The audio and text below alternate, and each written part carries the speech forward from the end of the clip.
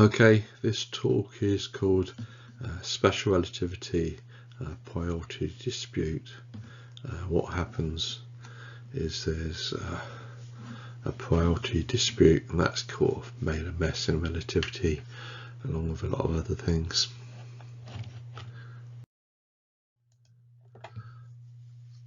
There are numerous problems with special relativity, and now I'm dealing with the problems created by the poiolite dispute, and Wikipedia gives a rough outline of that issue. This is the Wikipedia page. It tells you Einstein presented the theories of special relativity and general relativity in publications that either contain no formal references to previous literature or reference only to a small number of his predecessors for fundamental results on which he based his theories, most notably to the work of Henri Poincaré and Hendrik Lorentz for special relativity, and to the work of David Hilbert, Gauss, Riemann and Ernest Mach for general relativity. Substantially, claims have been put forward about both theories, asserting that they were formulated either wholly or in part by others before Einstein. And I'm really just going to concentrate on special relativity.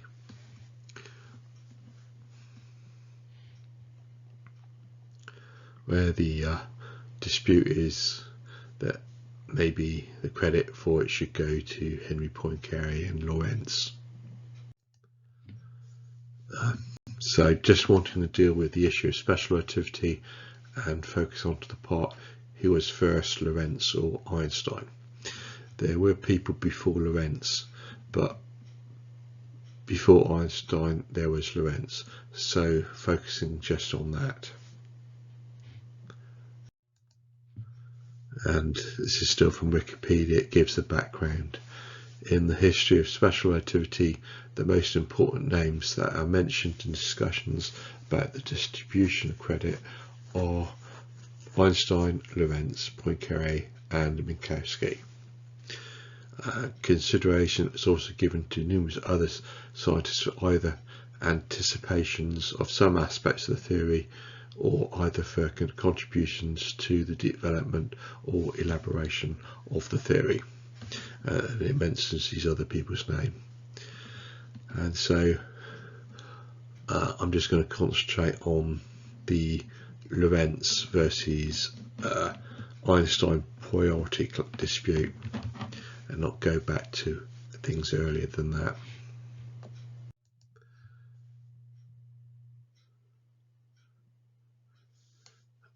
And so in Whittaker's book, The History of the Theories of Ether and Electricity, he claimed relativity is the creation of Poincaré and Lorentz and attributed to Einstein's papers only little importance.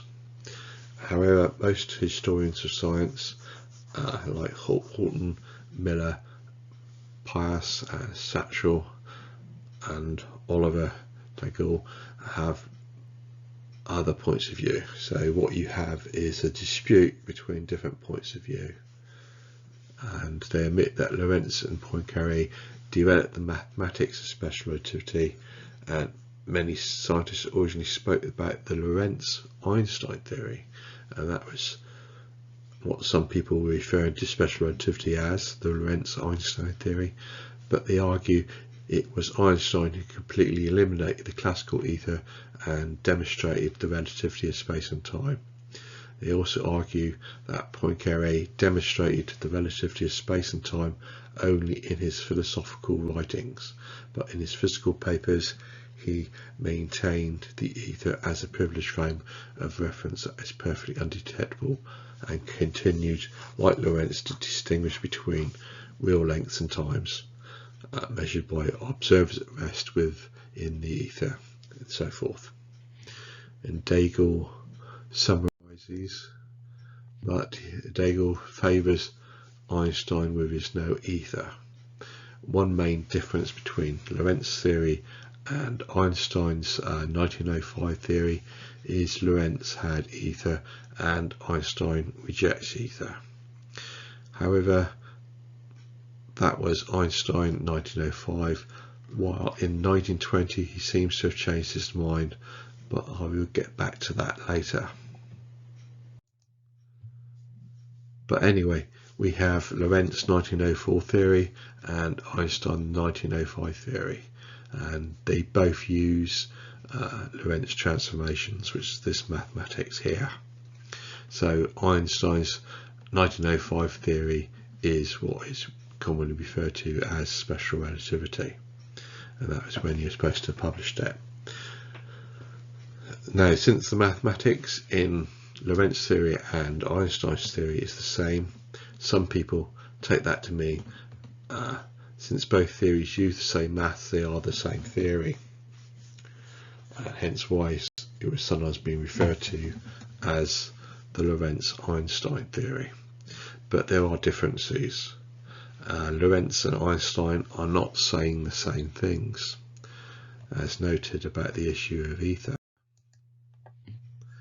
Now, the Lorentz ether theory, and this is quoted from Wikipedia, what is now often called the Lorentz ether theory had its roots in Lorentz's theory of electrons, which is the final point of view in the development of the classical ether theories at the end of the 19th and the beginning of the 20th century. I like to point out that the word ether gets written in two different ways. In one way it's has A in front of it, and another way it doesn't have the A in front of it. So it's what can be written as A-E-T-H-E-R or as E-T-H-E-R. Really they mean much the same thing. But Einstein in 1905 says in his paper on special relativity, the introduction of a luminescence ether will prove to be superfluous, so can treat them as different theories from those sort of words. The Lorentz ether theory has the same mathematics as Einstein's special relativity of 1905, but Einstein is rejecting the ether in 1905. And thus we're getting to the following possibilities. So the possibilities are, number one, Einstein's 1905 theory is special relativity. Second option is special relativity should really be Lorentz 1904 theory. Third option is Lorentz theory and Einstein 1905 theory are really the same theory. Fourth option, both Lorentz's theory and Einstein's theory of 1905 are wrong. And then there's loads of other possibilities. When it comes to discussion of special relativity, you find opinion is divided, i.e. Einstein wins because he divides opinions as to what relativity is, meaning special relativity. Can't start from common ground as to agreement as to what relativity is. So in my view, it is not a properly defined theory, but to get everyone to agree that as common ground to start discussion from also seems impossible, because people seem to want to start from believing they know what relativity is, i.e. people have been taught relativity or they have read books on relativity and then believe they know what relativity is. They have not started from a position of being told there is ambiguity as to what relativity is, and so have built up a belief system that they know what relativity is, and they are then biased or prejudiced against being told otherwise.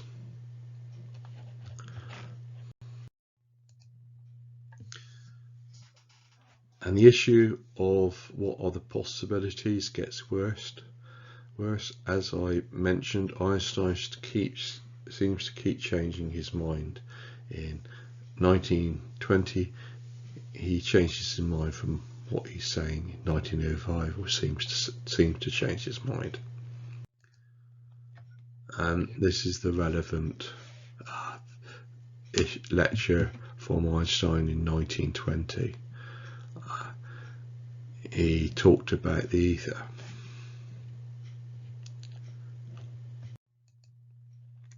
And this is what Einstein is saying. We may say that according to the general theory of relativity, space is endowed with physical qualities. In this sense, therefore, there exists an ether.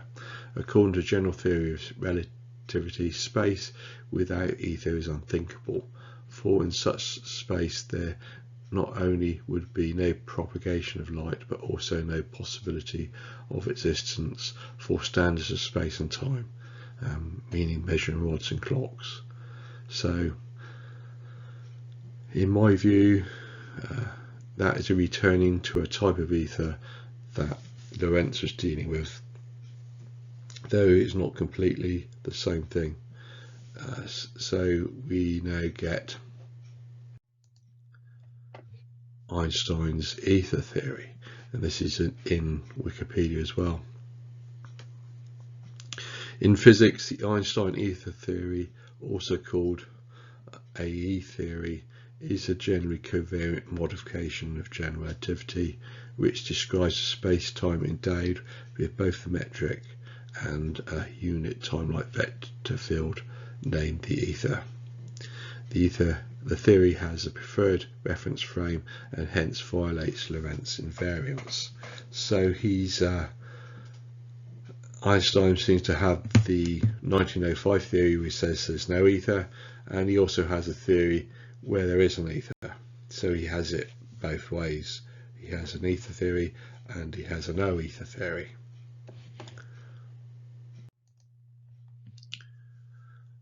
So we are increasing the possibilities as to what to believe relativity is.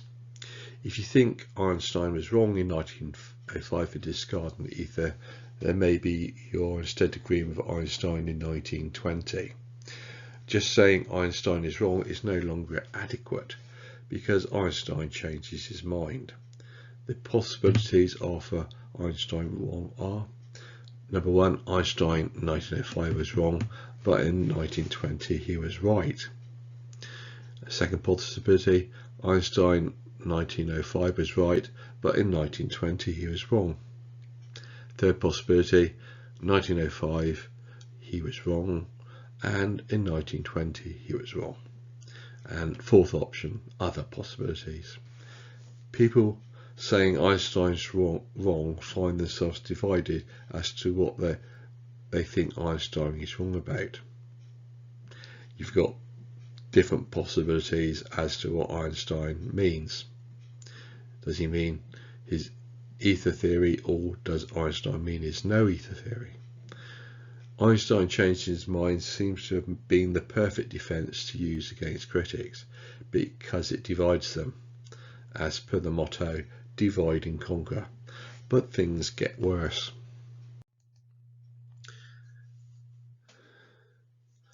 Because we would like to see how to tie Einstein's theory to the Lorenz 1904 theory.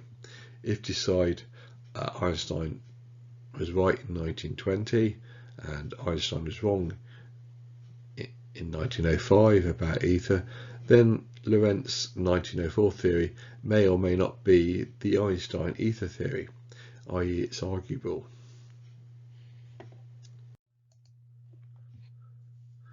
So in 1904 the Lorenz theory has ether. In 1905 Einstein's theory rejects ether, and in 1920 Einstein changes his mind and thinks there's a type of ether.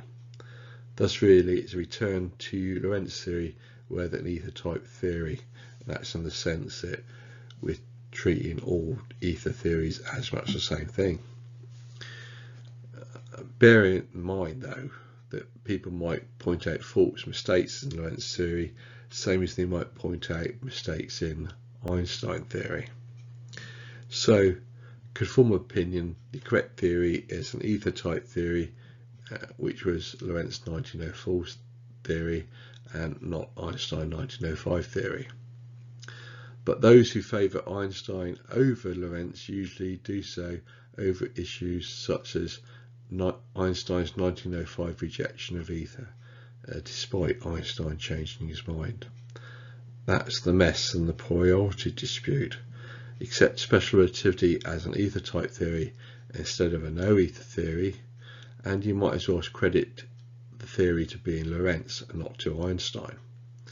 The dethroning of Einstein as greatest genius of the 20th century was not welcomed by his supporters.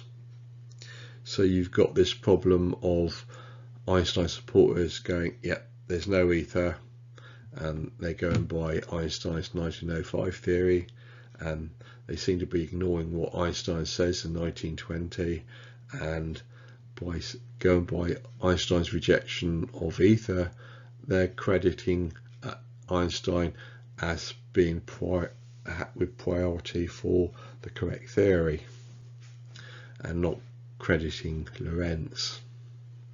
So if you suddenly say there is an ether, well, suddenly Einstein is dethroned.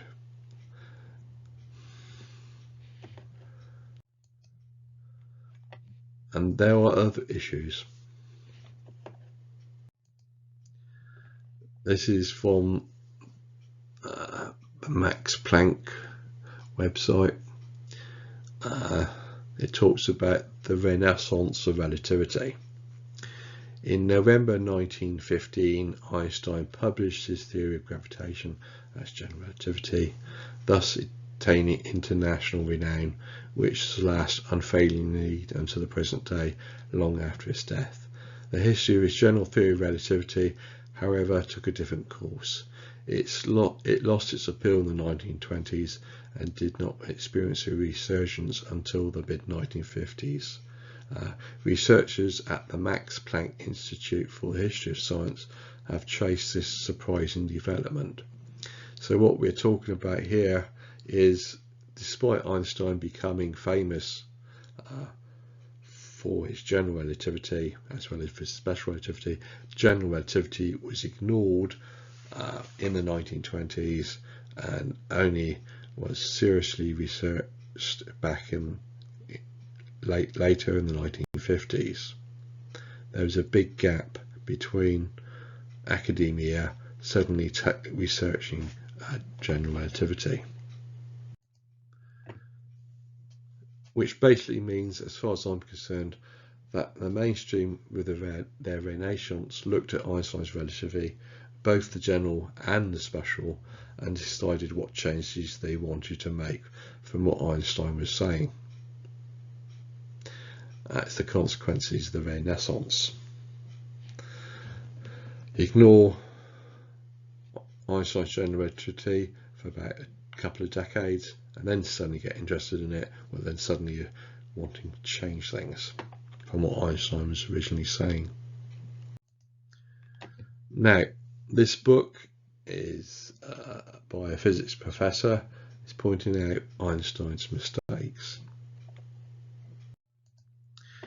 This is the professor, and I think saying Einstein made mistakes is an attempt to justify making changes to relativity.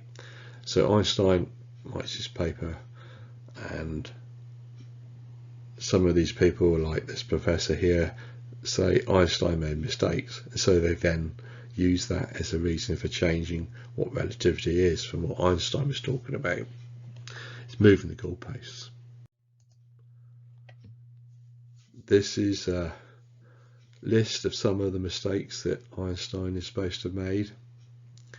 He made quite a few mistakes in 1905 in his paper on relativity, his special relativity paper, which was called On the Electrodynamics of Moving Bodies, and he then carried on making mistakes afterwards.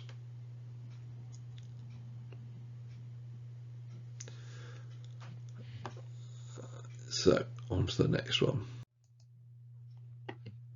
So this person, with his book opposing Einstein's relativity, which is called Albert Einstein, the Incorrigible Plagiarist, managed to get reviewed in Physics Today.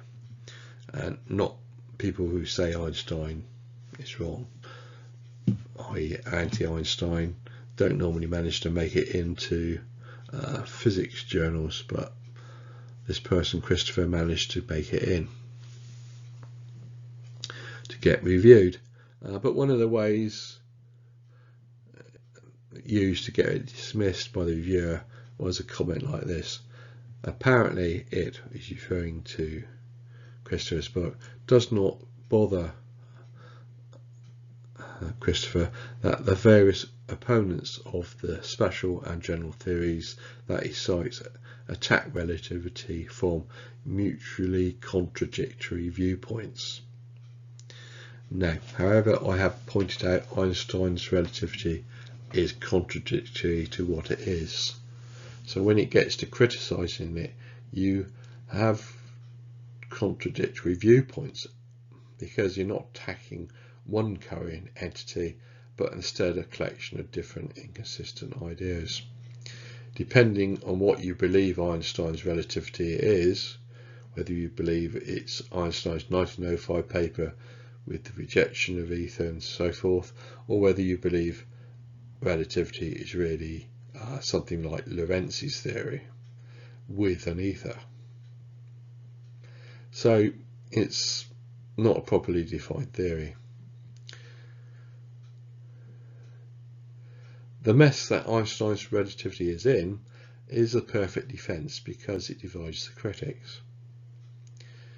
Because it makes the critics look like they're attacking a strawman. Now, one of the problems that critics face is they get accused of attacking a strawman. A strawman argument or strawman fallacy is a type of logical fallacy that occurs when somebody deliberately distorts or misrepresents their opponent's position to make it easier to defeat.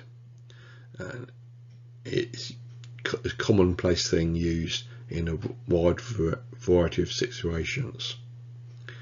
Now, the critics who attack Einstein's relativity are attacking a theory which is not really properly defined. So there's different viewpoints as to what Einstein's relativity is.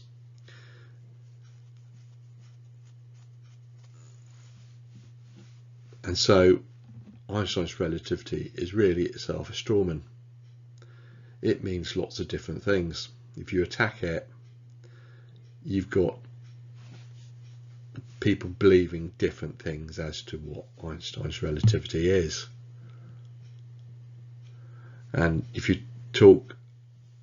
mount one attack against it for one version of Einstein's relativity, and the person who's listening to your attack believes a different version of what Einstein's relativity is, he's then going to accuse you of attacking a strawman.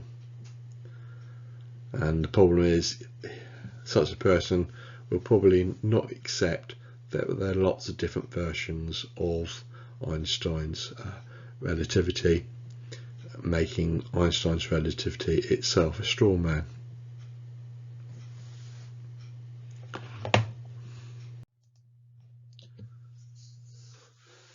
As I pointed out in such talks as Special Relativity, relationship between Newton physics and Einstein, I have pointed out that Einstein's Special Relativity 1905 paper has been mistranslated into English from German, and that leads to different maths than what it is taught. Thus, from my perspective, the whole of modern physics has been built upon a misunderstanding of relativity. This is horrifying to discover, because the building process that physicists have been engaged in is to keep adding more mistakes onto their initial mistakes. Trying to correct this, the mountain of mistakes, is a nightmare.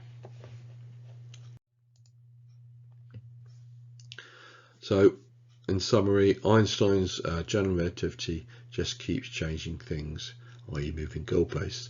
It has been misunderstood, mistranslated, etc., as pointed out in my other videos.